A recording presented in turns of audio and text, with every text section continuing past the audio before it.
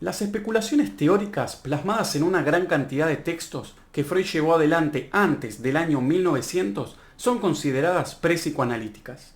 Será recién en el año mencionado, el cual actúa como un punto de inflexión, que el psicoanálisis, con la publicación de la interpretación de los sueños, se funda como una disciplina científica, o al menos eso intentó ser. Es así debido a que en dicha obra por primera vez Freud sistematiza y formaliza sus conocimientos introduciendo la famosa primera tópica, donde habla de un aparato psíquico dividido en inconsciente, preconsciente, consciente. De esta forma, con la interpretación de los sueños se dio origen a una disciplina que creció de manera auspiciosa incansablemente. En la actualidad, ese auge y dominio esplendoroso que el psicoanálisis tuvo mundialmente quedó atrás. Al día de la fecha, solo en Argentina el psicoanálisis resiste, posicionándose aún como el paradigma dominante, al punto tal de que acá muchos creen literalmente que psicología es sinónimo de psicoanálisis.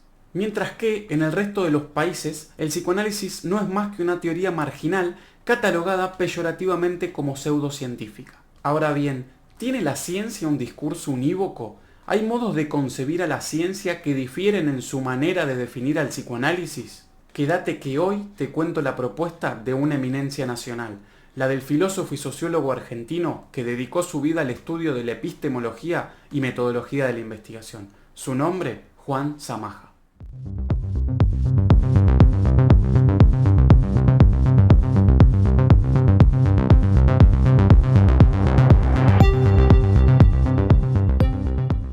Samaja se aleja de los posicionamientos reduccionistas y dogmáticos con los que la ciencia ha sido entendida históricamente y que incluso hoy continúan operando.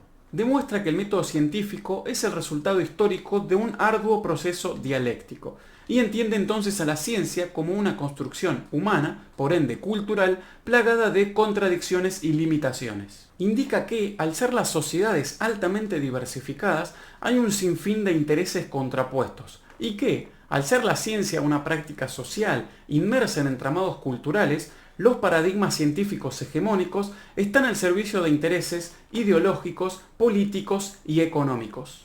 Por eso, entre sus grandes aportes, postula una tesis central. Que esto quede bien claro. En la lucha dialéctica entre modelos de creencias, la evidencia científica ocupa un lugar secundario a la hora de posicionar a uno de ellos como el paradigma dominante. Y más bien lo fundamental para que una teoría novedosa y validada científicamente sea aceptada es que este nuevo conocimiento no se oponga al sistema de creencias hegemónico. Samaja demuestra que la evidencia por sí sola siempre será insuficiente. Y la historia sí lo avala, está plagada de ejemplos. Quizás el caso de Galileo Galilei sea el más conocido. El astrónomo en la Edad Media demostró científicamente que la teoría geocéntrica postulada por los religiosos era falsa. Sin embargo, sufrió gravísimos perjuicios y su posición, pese a la evidencia, fue rechazada ya que se oponía a los dictámenes del clero. Uno podría pensar que esto ocurrió así porque no era la ciencia quien estaba al mando en la Edad Media, sino la religión. Pero debe entenderse que es indistinto quién ocupe el lugar hegemónico.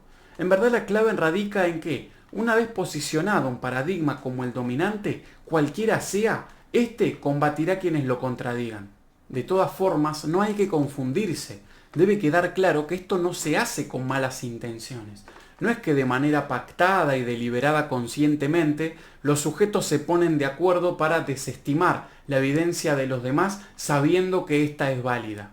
No se trata de un asunto entre buenos y malos. Llevar algo tan complejo a esa discusión tan vaga es caer en algo absurdo. Esto más bien ocurre inconscientemente. Simplemente, como decía Lacan, cada cual acepta la verdad que es capaz de soportar. Y si una creencia, ya sea religiosa o científica, tan arraigada en la sociedad, se viene abajo ante la evidencia de otro paradigma, se tenderá inconscientemente a desestimar y menospreciar. Sí. Efectivamente, la ciencia es ideológica, aunque a muchos les cueste admitirlo.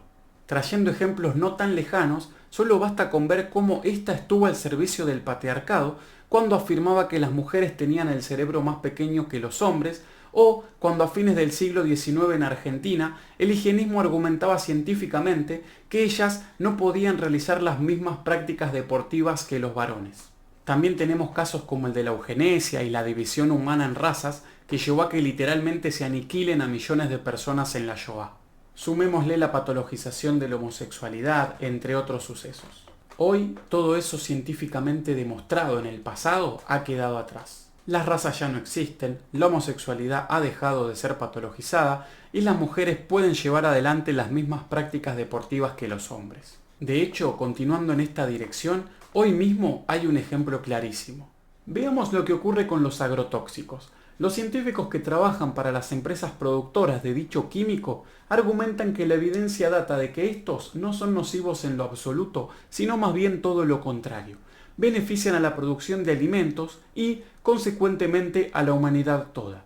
Mientras que los científicos comprometidos con el medio ambiente muestran evidencia que dice lo opuesto, y hasta hablan de un holocausto invisible debido a la enorme cantidad de personas que mueren por enfermedades asociadas al pesticida. Al ser la ciencia una herramienta cultural, siempre estará sujeta a las creencias epocales dominantes. Probablemente alguno de ustedes esté pensando que esto abordado hasta aquí es lo que le pasa hoy en día a los modelos que se llaman a sí mismos como psicología basada en evidencia para distanciarse del psicoanálisis al que despectivamente le dicen pseudociencia. Y sí, efectivamente así es, también aplica sin lugar a dudas. Los modelos cognitivo-conductuales no se logran posicionar en Argentina, pese a la evidencia, como paradigma dominante, porque contradicen al psicoanálisis imperante. Pero lo mismo sucede a la inversa en el resto del mundo, donde el psicoanálisis es una práctica marginal. En el caso del psicoanálisis, podría pensarse que el lugar de dominio que ocupa en Argentina, o el lugar de resistencia que tiene para el mundo, quiere ser arrebatado porque es el único tratamiento que vela por la singularidad del paciente a través de un tratamiento reflexivo, retrospectivo e introspectivo que requiere de mucho tiempo y que se opone a la lógica del mercado capitalista, encarnado en los tratamientos cognitivos conductuales, que velan por el negocio mediante la prescripción indiscriminada de fármacos. La cuestión parece ser más bien de índole ideológica, aunque intente camuflarse de ser un debate epistemológico. En este sentido, Michel Foucault parecía comprender muy bien este tipo de disputas presentes entre las diversas disciplinas. Por eso decía lo siguiente: Escuchen y aprendan, Giles. no es que reivindique el derecho lírico a la ignorancia, pero antes de saber en qué medida se desea hacer ciencia, habría que interrogarse sobre la ambición de poder que acarrea consigo tal pretensión. La pregunta que hay que formular es: ¿qué tipo de saber quieren ustedes descalificar desde el momento en que dicen ser una ciencia? Ahora bien, más allá de que con la evidencia no alcance, Samaja aclara que la ciencia y su respectivo método ocupan un lugar trascendental, ya que nos permiten acceder al conocimiento científico, el cual se diferencia del conocimiento ordinario o pseudocientífico. Pero, ¿cómo reconocer uno y otro? Para él, el conocimiento científico, se trate de una ciencia exacta o no, se distingue por poder demostrar empíricamente aquellas construcciones teóricas e hipotéticas que un marco teórico ha creado. En el caso que nos compete, por ejemplo, los marcos teóricos desde los cuales podrían realizarse trabajos de investigación científica son, entre otros, los conductuales, sistémicos, construccionistas y psicoanalíticos. Habrán notado que mencioné entre ellos al psicoanálisis. Y sí, para desgracia de muchos, bajo la propuesta de Samaja hay trabajos de investigación científica que son psicoanalíticos. ¡Vamos! ¡Sí, chiquito! Aunque, vale aclarar, no todas las teorías psicoanalíticas son científicas. Y aquí el primer gran punto. Decir de manera general que el psicoanálisis es una pseudociencia, como muchos lo hacen, es, como menos, impreciso. Todo paradigma abarca un conjunto de teorías. El psicoanálisis no es ajeno a esto y cuenta con muchas de ellas que son imposibles de contrastar. Por ende, al quedar en la pura especulación teórica y al no cumplir con el requisito empírico, no son científicas. No obstante, también hay muchas otras teorías psicoanalíticas que sí son científicas y a partir de las cuales se pueden llevar adelante trabajos de investigación. Y es así porque éstas pueden satisfacer el componente empírico necesario. Hay teorías psicoanalíticas que sí pueden operacionalizarse, es decir, que logran transformar un constructo teórico en un elemento perceptible empíricamente. Sin ánimos de abrumarlos, veamos este proceso en un ejemplo. Imaginemos que un trabajo científico que parte del marco teórico psicoanalítico tiene como variable estructuras psíquicas. Obviamente, los valores de la variable serán aquellas tres estructuras que este paradigma propone. Ellas son psicosis, neurosis y perversión. Y a su vez se pueden determinar los indicadores a observar que permitirían establecer qué casos de la muestra corresponden a cada valor de la variable. Por ejemplo, mediante fenómenos del lenguaje se podría captar el retorno de lo forcluido en lo real propuesto por Lacan que correspondería al valor de la variable psicosis. En fin, hay teorías psicoanalíticas que logran tener su correlato empírico. Probablemente ante esto puedan objetar que si es así entonces la religión podría creerse ciencia, ya que sería posible operacionalizar una posesión demoníaca diciendo que su indicador son ciertas manifestaciones corporales y verbales. Y sí, definitivamente en otros tiempos históricos eso fue así. En la Edad Media la religión ocupó el lugar que hoy tiene la ciencia. Pero lo que hay que entender es que eso actualmente no tiene cabida, no porque por sí solo es evidentemente falso, sino porque los conocimientos científicos hegemónicos, validados, se transmiten generacionalmente a través de la educación. Y hoy, al perder peso la religión, se nos enseña que creer en posesiones es absurdo. Pero la realidad es que nadie puede saber qué será absurdo en el futuro.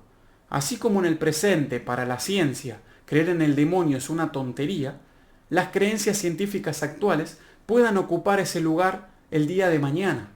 Quizás en el futuro, incluso, las teorías cognitivo-conductuales ocupen el lugar que para ellas ocupa hoy el psicoanálisis. Continuando con esta premisa, Samaja trae la frase magistral de Durkheim, quien dijo: la mitología fue la ciencia de las sociedades antiguas y la ciencia es el mito de las sociedades contemporáneas. Nadie nunca podrá comprobar absolutamente todas las teorías que supuestamente están demostradas científicamente. En parte uno fija sus creencias en ellas, confiando en aquellas personas que, dotadas de autoridad, transmiten las mismas. De alguna manera adherimos a ciertas creencias que catalogamos de científicas porque, como ha demostrado la psicología social, existe la presión social que tiende a hacer que pensemos como lo hacen las mayorías. Principalmente creemos en lo que la ciencia dice por el lugar de relevancia que ocupa en la sociedad. Muchos confían en ella sin saber absolutamente nada de epistemología. Probablemente nuestra ciencia nos esté enseñando algo que el día de mañana carecerá de validez, así como lo ha hecho la mitología, la religión y la filosofía en sus respectivos momentos. Lamentablemente no hay forma de saberlo. Juan Samaja, bajo su análisis complejo, le quita a la ciencia el lugar dogmático e ingenuo con el que muchos la entienden.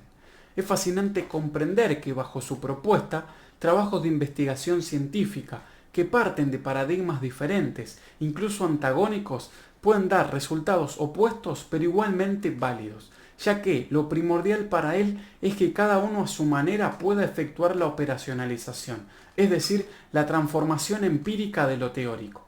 De hecho, les aseguro que una gran cantidad de teorías que ustedes creen que están validadas científicamente tienen al menos otro trabajo científico que contradice tales resultados, y esa excepción no implica necesariamente su invalidez o que uno de ellos esté equivocado.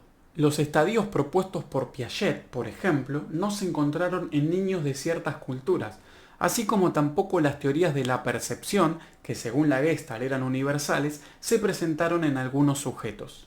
Sin ninguna intención de afianzar la convicción de aquellos que creen en teorías conspirativas, les pregunto, ¿qué postura asumir para con la ciencia?